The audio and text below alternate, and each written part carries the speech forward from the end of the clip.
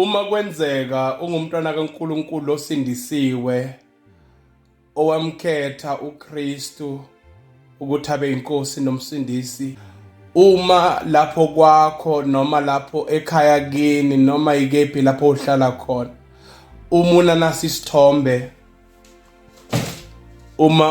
isithombe,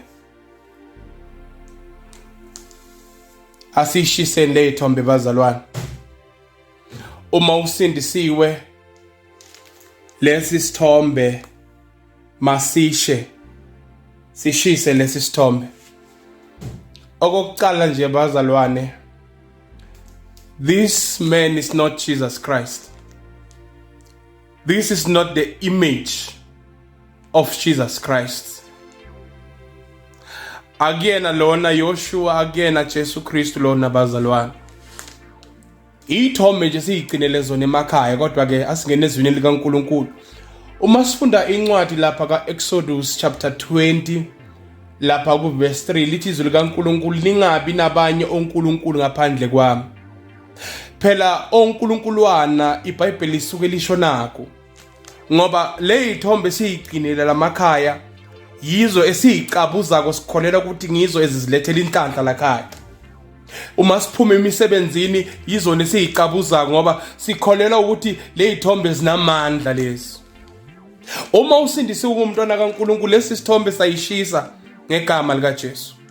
Ngoba uma siphinda sifunda lapha kuExodus chapter 20 iverse lika 4 lithi izwi likaNkulunkulu, ningenzi ithixo noma namfanekiso. Yiyo phela le mfanekiso uNkulunkulu akhuluma ngawo lo. Nazi le ithombe, ningenzi ithixo. Nazi phela lezi zinto siyazenza thina. Siyayithenga lezi zinto sibeke emakhaya ethu, abanye bakholela ukuthi ukuze babe namaphupha right badinga ukuthi babe nele ithombe lezi endlini bazalwane.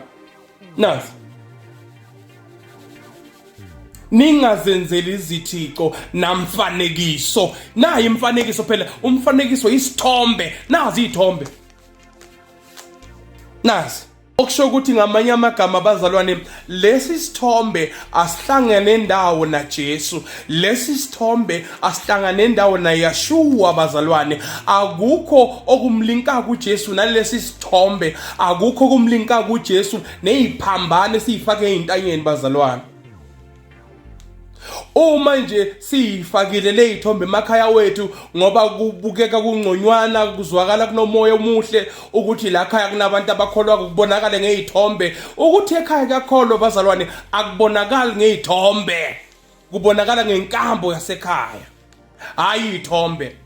Lezi ithombe azenza ikhaya lifudumale ukuze kubonakala ukuthi abantu abahlala kulona muzi bagezwa ngegazi likaJesu. Cha, awubonisi ngamfanekiso, awubonisi ngasithixo, kodwa ukuze ubonakale ukuthi wena usindisiwe, inkambo yakhe kumele uyiphile kulelo khaya.